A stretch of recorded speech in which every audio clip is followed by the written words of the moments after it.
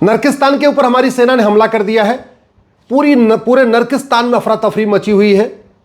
आतंकवादी इधर उधर छिपे घूम रहे, हॉस्पिटल में भीड़ है, बिजली का कनेक्शन कटा हुआ है। इसके लिए मैं भारत की सरकार, भारत की सेना और विशेष रूप से माननीय प्रधानमंत्री जी को धन्यवाद देता हूं। जो नर्किस्तान के लोगों ने हमारी बहन बेटियों का सिंदूर उजाड़ा था, आज उसका बदला ले लिया गया है। ऑपरेशन सिंदूर जारी है।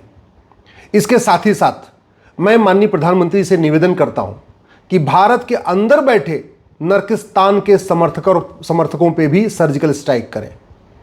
भारत में कोई 2-4 नहीं, 10-20 नहीं, लाखों की संख्या में नर्किस्तान के समर्थक बैठे हुए। एक बार आप लोग भी गूगल करके देखिए, the biggest Jamaat of the world. आपको पता चलेगा दुनिया का सबसे बड़ा जमाती संगठन भारत में है और सबसे बड़े जमाती संगठन का हेडक्वार्टर भारत में है। और जो biggest Jamaat of the world है उसका हेडक्वार्टर सुप्रीम कोर्ट से 2-3 किलोमीटर की दूरी पे है, संसद से भी 2-3 किलोमीटर की दूरी पे है, सीबीआई के हेडक्वार्टर से भी 2-3 किलोमीटर की दूरी पे है, ईडी के हेडक्वार्टर से भी 2-3 किलोमीटर की दूरी पे है। जिस जमाती संगठन को दुनिया के कई इस्लामिक देशों ने बैन किया हुआ है, उसका हेडक्वार्टर भारत की राजधानी दिल्ली में संसद, सुप्रीम कोर्ट, सीबीआई ऑफिस के बगल में ही है। मैं माननीय प्रधानमंत्री से निवेदन कर रहा हूं, ये जो the biggest Jamaat of the world है, इसके ऊपर भी सर्जिकल स्ट्राइक करें। दुनिया में सबसे ज्यादा मदरसे भारत में चल रहे हैं और मदरसों का सिलेबस एक ही होता है। वो अफगानिस्तान का मदरसा हो या पाकिस्तान का मदरसा हो या बांग्लादेश का मदरसा हो या भारत का मदरसा है, चीज वही सिखाई जाती है। करिकुलम कॉमन होता है, सिलेबस कॉमन होता है।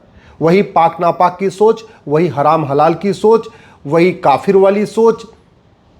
इसलिए मेरा माननीय प्रधानमंत्री से निवेदन है कि भारत के संविधान को लागू करें और भारत में ये पाक नापाक की नफरती सोच सिखाने वाले मदरसों को कंप्लीटली बैन करें। मदरसों के ऊपर भी सर्जिकल स्ट्राइक करें।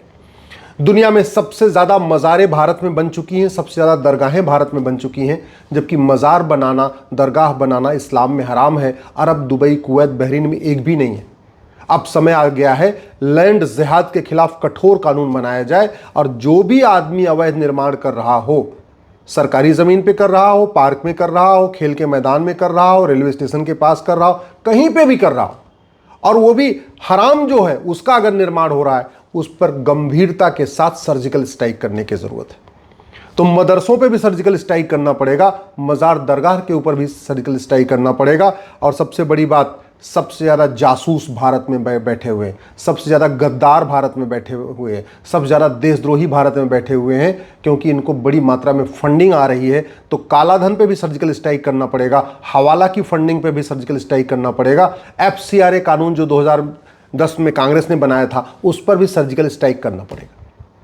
1000 बेटियां हमारी प्रतिदिन लफ्ज़ जिहाद का शिकार हो रही हैं, उसका मूल कारण है घटिया कानून। मैं माननीय प्रधानमंत्री से निवेदन कर रहा हूं, लफ्ज़ जिहाद करने वालों और उनके मददगारों पे सर्जिकल स्ट्राइक करें। सर्जिकल स्ट्राइक करने का मतलब यह है, जैसे सेना ने जाके नर्किस्तान में सर्जिकल स्ट्राइक किया, वैसे ही संसद का विशेष सत्र बुलाया जाए और विशेष सत्र में लफ्ज़ जिहाद को राष्ट्र की सुरक्षा के लिए खतरा घोषित किया जाए, देश की एकता अखंडता के लिए खतरा घोषित किया जाए, लफ्ज़ जिहाद को देशद्रोह घोषित किया जाए, लफ्ज़ जिहाद को ऑर्गेनाइज क्राइम डिक्लेयर किया जाए और लफ्ज़ जिहाद करने वालों और उनके मददगारों के खिलाफ NCUAPA वेजिंग वॉर, देशद्रोह, गैंगस्टर एक्ट लगाने के लिए व्यवस्था किया जाए और कोर्ट से कहा जाए कि narco polygraph brain mapping test करके इनको आप 2-2 महीने में सजा देना शुरू करिए।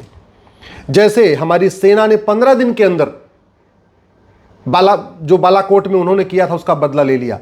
कश्मीर में जो हमारी बहन बेटियों को सिंदूर उजाड़ा था, उसका बदला ले लिया। ऐसे ही अब समय आ चुका है कि हमारी न्यायपालिका भी ऐसे देश के गद्दारों के ऊपर सर्जिकल स्ट्राइक करे, उनको 2-2 महीने के अंदर आजीवन कारावास या फांसी, जो भी सज़ा देना है वो सज़ा दे। ये तारीख पे तारीख बंद होना चाहिए। मैं माननीय प्रधानमंत्री से निवेदन कर रहा हूं कि अब धर्मांतरण कराने वाले मिशनरियों, जिहादियों के ऊपर सर्जिकल स्ट्राइक करें। 10,000 हिंदुओं का प्रतिदिन धर्मांतरण हो रहा है और इसलिए मैं आग्रह कर रहा हूं कि भारतीय न्याय संहिता को खत्म करें, अमेरिका का फेडरल पिनल कोड लागू करें, वन नेशन वन जैसे अब अमेरिका में चलता, one nation one penal code. सारे अपराधों के लिए एक ही कानून है, आपको दिख रहा होगा, ये मोटा सा है और ये हमारा बहुत पतला सा है। ऐसे ही one nation one penal code लागू कर दें और चूंकि धर्मांतरण पूरे देश की समस्या है, इसीलिए जो नया कानून बने उसमें ऑफेंस रिलेटिंग टू कन्वर्जन एक चैप्टर होना चाहिए, ऑफेंस रिलेटिंग टू लव जिहाद भी एक चैप्टर होना चाहिए।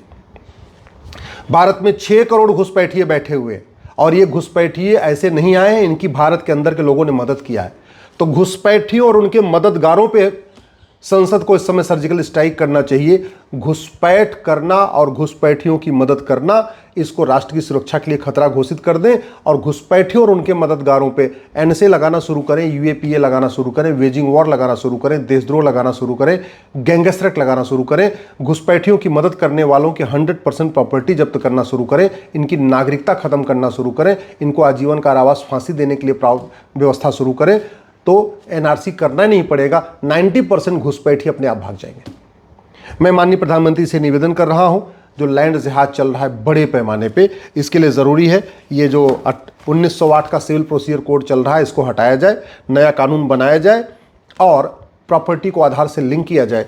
समय आ चुका है कि आधार नंबर को ही एक यूनिक आईडी जनरेट कर दिया जाए, मतलब जो आधार नंबर हो वही ड्राइविंग लाइसेंस नंबर हो, वही पासपोर्ट का नंबर हो, वही राशन कार्ड का नंबर हो, सारा जो नंबर हो व्यक्ति का वो एक ही नंबर होना चाहिए, वो आधार नंबर होना चाहिए। इससे भी बहुत हद तक चीटिंग, फ्रॉड, फोर्जरी पकड़ने में मदद मिलेगी। जो अवैध रूप से भारत में रह रहे हैं उनको पकड़ने में मदद मिलेगी।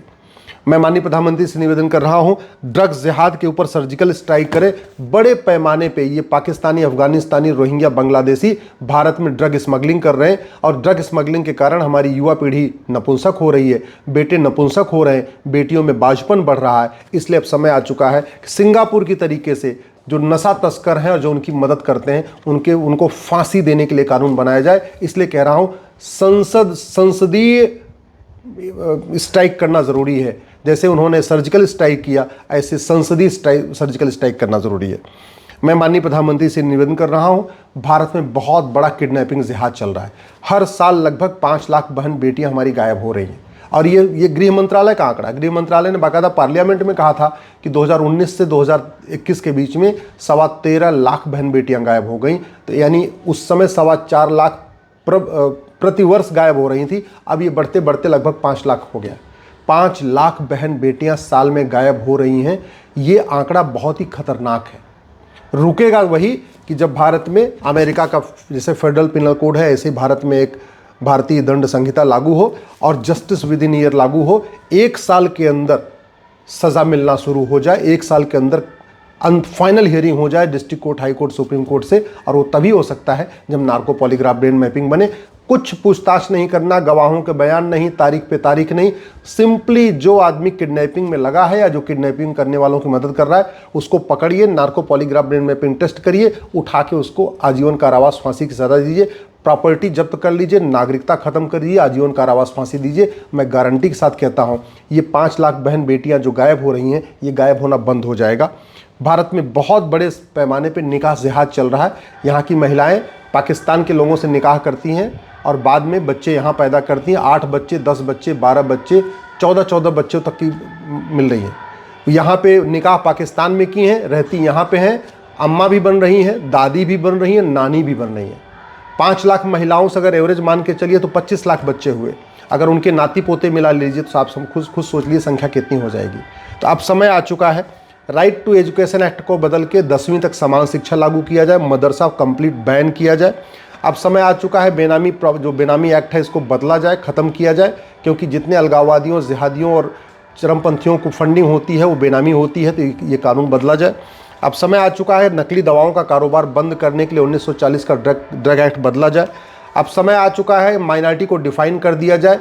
पहली बात तो माइनॉरिटी को ख़त्म कर देना चाहिए, और ख़त्म भी नहीं करना तो कम से कम डिफाइन कर दें कि भैया जिसकी संख्या 1 लाख है पूरे देश में वो माइनॉरिटी का, 1 लाख से कम है तो माइनॉरिटी कहलाएगा, जिसकी संख्या 1 लाख से ज़्यादा हो गई उसका माइनॉरिटी का दर्जा ख़त्म होगा। यहूदी, बहाई, पारसी ये माइनॉरिटी रहे कोई दिक्कत नहीं, लेकिन इसको ख़त्म करने की ज़रूरत है। अब समय आ चुका है हेट स्पीच को डिफ़ाइन किया जाए और जितनी किताबें भारत में पढ़ाई जाती हैं सबकी समीक्षा किया जाए। जितनी मजहबी तकरीरें हैं, जितनी मजहबी किताबें हैं, सबकी समीक्षा किया जाए कि कहीं कोई किताब हेट स्पीच तो नहीं फैला रही है। तो हेट स्पीच को डिफ़ाइन करना ज़रूरी है। ये 2010 में जो कांग्रेस ने FCRA कानून बनाया था इसको ख़त्म करना ज़रूरी है। ये ब्लैक मनी एक्ट को बदलना ज़रूरी है, नहीं तो काला धन पैदा होता रहेगा, और काला धन पैदा होगा तो देश विरोधी गतिविधियाँ चलती रहेंगी। भारतीय साक्ष्य संहिता को बदल के इसमें नार्को पॉलीग्राफ ब्रेन मैपिंग कानून बनाना बहुत ज़रूरी है। हवाला का कारोबार बंद करना ज़रूरी है, क्योंकि जिहादियों की जो सबसे ज़्यादा फंडिंग होती है हवाला के ज़रिए होती है। मैं माननीय प्रधानमंत्री से निवेदन करता हूँ, अब समय आ चुका है, जो भारत के अंदर गद्दार बैठे हैं, भारत के अंदर के जो जिहादी बैठे हैं, भारत के अंदर जो जासूस बैठे हैं, जो भारत के अंदर के स्लीपर सेल बैठे हैं, भारत के अंदर जो घुसपैठिए बैठे हैं, वो पाकिस्तानी, अफगानिस्तानी, रोहिंग्या, बांग्लादेशी, भारत के अंदर जो ये किडनैपिंग जिहाद करने वाले बैठे हैं, ड्रग्स जिहाद करने वाले बैठे हैं, लैंड जिहाद करने वाले बैठे हैं, इनके ऊपर भी सर्जिकल स्ट्राइक ज़रूरी है। और सर्जिकल स्ट्राइक तभी हो सकती है जब संसद को बुलाया जाए, कठोर कानून बनाया जाए, सुप्रीम कोर्ट से बात किया जाए कि भैया यहाँ मानवाधिकार मत करना, अब यहाँ मानव और दानव को अलग अलग समझो। ये दानव हैं जो भारत में जिहाद कर रहे हैं, इनके मानवाधिकार नहीं होगी, इनको सीधे सीधे सज़ा मिलेगी, तब हमारा देश सुरक्षित होगा। मैं एक बार फिर से सेना को, सरकार को और माननीय प्रधानमंत्री जी को धन्यवाद देता हूँ।